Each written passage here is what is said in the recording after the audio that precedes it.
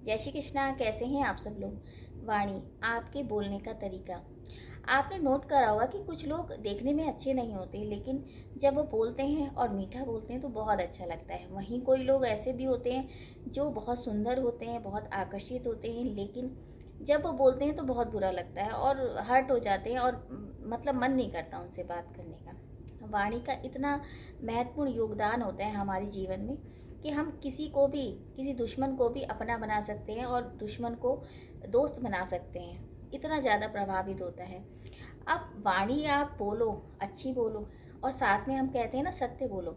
अब सत्य भी ऐसा नहीं होना चाहिए कि सत्य किसी के हित के लिए बोला जाए तो वो सत्य अच्छा होता है। जैसे कि अगर एक गाय जा रही है और एक कसाई आपसे रास्ता पूछे कि गाय कहाँ गई है, तो अगर आप सत्य बोलोगे तो गाय की मृत्यु हो जाएगी, और अगर आप असत्य बोलोगे, मतलब सत्य नहीं बोलोगे, तो गाय बच जाएगी। तो सत्य भी वहाँ बोलना चाहिए जहाँ पर किसी का नुकसान ना हो, किसी के हित में बोला गया।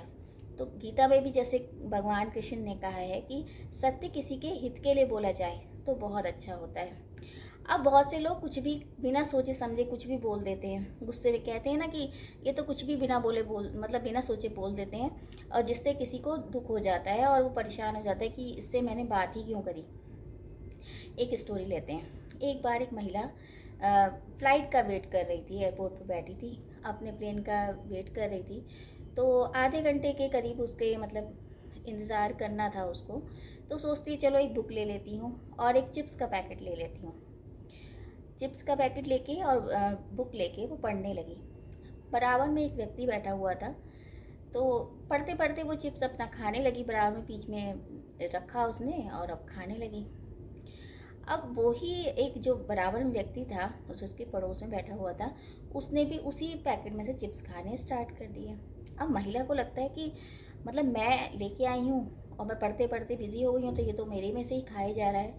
फिर गुस्सा बहुत और बहुत मतलब उल्टा सीधा मन में बोल रही थी उसको।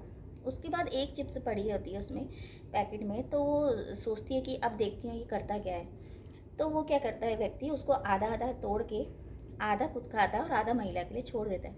अब तो जी महिला को बहुत गुस्सा आता है कि ये तो हद ही हो गई, मतलब मेरा पैकेट मेरे में से खा रहा है, इतना असभ्य व्यक्ति कि जो मतलब मेरे से ही मेरे पैकेट में से खाया जा रहा है बिना परमिशन के, तो कितना गंदा इंसान है ये, बोल के उसने ना खाकर और इतना भला बुरा उस व्यक्ति को बोला कि व्यक्ति का जो था मतलब एकदम वो रुआंसा सा हो गया, और व्यक्ति की मतलब फ़्लाइट आ चुकी थी तो वो कुछ नहीं बोल पाया और चला गया।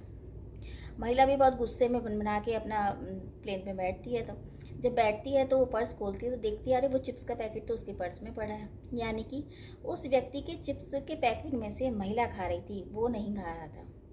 फिर वो इतना आत्मग्लानि से भर जाती कि मैंने तो सॉरी भी नहीं बोली, मैंने तो देखा भी नहीं, और बिना कहे मैंने बिना सोचे ही उसको बहुत कुछ बुरा बुरा कह दिया, और कितना गलत करा मैंने। तो कहते हैं ना वाणी से अगर हम शब्द निकलते हैं तो कभी वो वापस नहीं आते।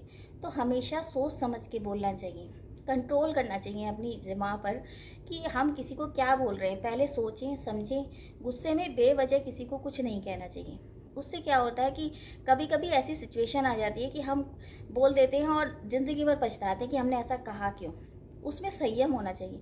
अब संयम कैसे आएगा, देखिए, आप जब भगवान का नाम लेते हैं, मंत्र चैंटिंग करते हैं, या कोई भी इष्ट का आप नाम लेते हैं जिनको मानते हैं, तो धीरे धीरे जब हम बोलते हैं ना तो वो हमारी ज़ुबान पर कंट्रोल आने लग जाता है। हम सोच समझने की शक्ति आती है कि हमको किसी को क्या बोलना है।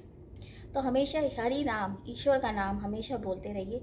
उससे क्या है, आपकी ज़ुबान पे कंट्रोल रहेगा, और कभी किसी को अपशब्द नहीं बोलिए, क्योंकि वाणी में बहुत तेज होता है। आप दुश्मन को भी अपना बना सकते हैं, और एक पराए लोगों को अपना बनाने का सबसे बड़ा तरीका यही है कि अपनी वाणी से आप किसी को अपना बनाएं।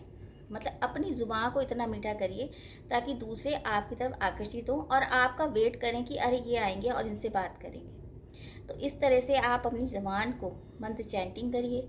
मंत्रों से में बहुत शक्ति होती है। आप सोच समझ के, बैलेंस नेचर हो जाएगी आपकी, सोच समझ के आप किसी को बात करेंगे, और कोशिश करिए कि कम से कम बोलिए, क्योंकि जब हम कम बोलते हैं तो उससे हमारे जो शब्द हैं उनमें तेज आता है, उनमें सच्चाई आती है।